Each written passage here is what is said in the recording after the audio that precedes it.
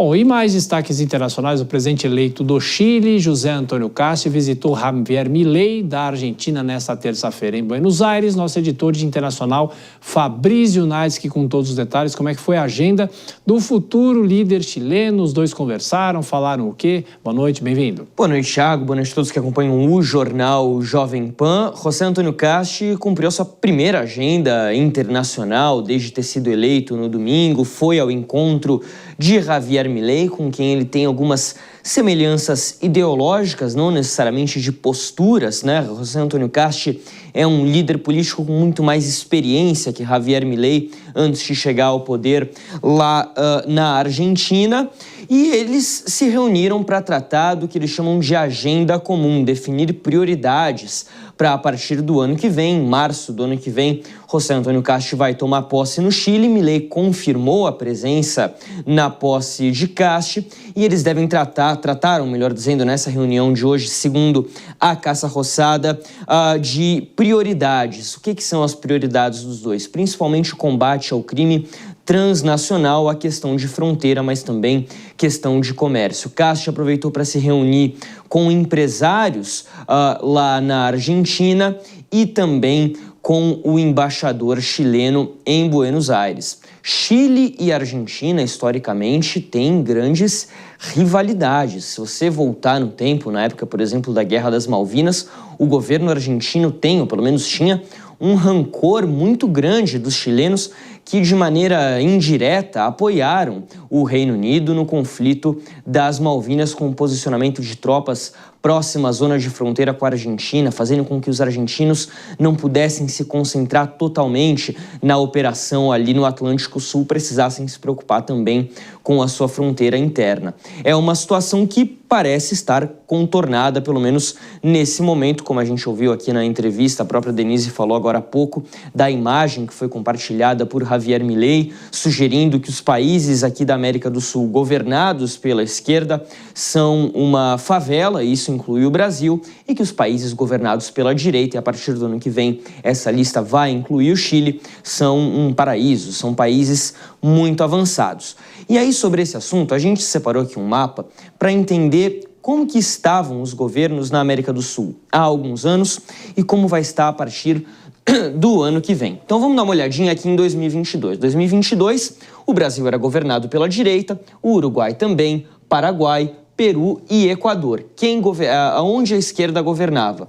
O Chile, a Argentina, a Bolívia, a Colômbia, Venezuela, Guiana e Suriname. A gente tira dessa conta aqui a Guiana Francesa por ser, de fato, um território francês. E agora, em 2026, a gente vai ter uma mudança. O Brasil vai passar por eleições, o Peru também, a Colômbia também, mas o cenário, no começo de 2026, já com as presidências confirmadas, a Bolívia vai ter posse também em 2026, é esse: Bolívia, Paraguai, Argentina, Chile, Peru e Equador, governados pela direita, Uruguai governado pela esquerda, Brasil, Colômbia, Venezuela, Guiana e Suriname também.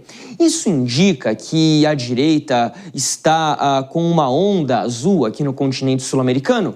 Não é bem assim. Aí a gente precisa olhar caso a caso. Por exemplo, quando a gente fala do Chile, onde Castro foi eleito no último fim de semana, é muito interessante a gente analisar um fator. Primeiro, você não tem reeleição no Chile. E já há algum tempo há uma alternância ideológica muito grande. Então você tinha, no começo do século, Michelle Bachelet, uma presidente de esquerda no Chile. Ela foi substituída por Sebastián Piñera, um presidente de direita, que foi substituído por Michelle Bachelet, que também foi substituída de novo por Sebastián Piñera. E aí ele foi substituído por Gabriel Boric, que agora vai dar lugar a José Antônio Castro. Ou seja, há pelo menos 6 eleições onde você tem trocas ideológicas no Chile, de esquerda para direita, de direita para esquerda e assim sucessivamente. Quando a gente fala de Uruguai, que trocou recentemente para a esquerda, o Uruguai é um país onde você tem uma aproximação ideológica muito grande. Direita e esquerda se respeitam muito no Uruguai, é uma característica da democracia uruguaia, onde não há tanta divisão assim. Na Bolívia, esse ano, nós tivemos uma vitória surpreendente da direita, depois de muitos anos de Evo Morales ou de Lúcio Arce, que era o sucessor de Evo Morales no governo. Qual que é a questão aqui? O presidente boliviano Lúcio Arce não concorreu à reeleição, até porque ele rompeu com Evo Morales, que também foi impedido de disputar as eleições. Evo instruiu aos seus eleitores o seguinte: anulem os votos. E, de fato, a Bolívia teve no primeiro turno quase 20% de votos nulos. Isso seria praticamente o suficiente para colocar um candidato no segundo turno. Então, a esquerda não morreu muito assim na Bolívia, podemos dizer dessa forma. Houve uma questão ali circunstancial dessas eleições. O Peru tem hoje um governo de direita, mas é importante a gente lembrar que as últimas eleições peruanas, em 2021, quem venceu foi a esquerda. Pedro Castillo foi o presidente eleito, deu um autogolpe no final de 2022, foi substituído pela sua vice Dina Boluarte, que é de direita.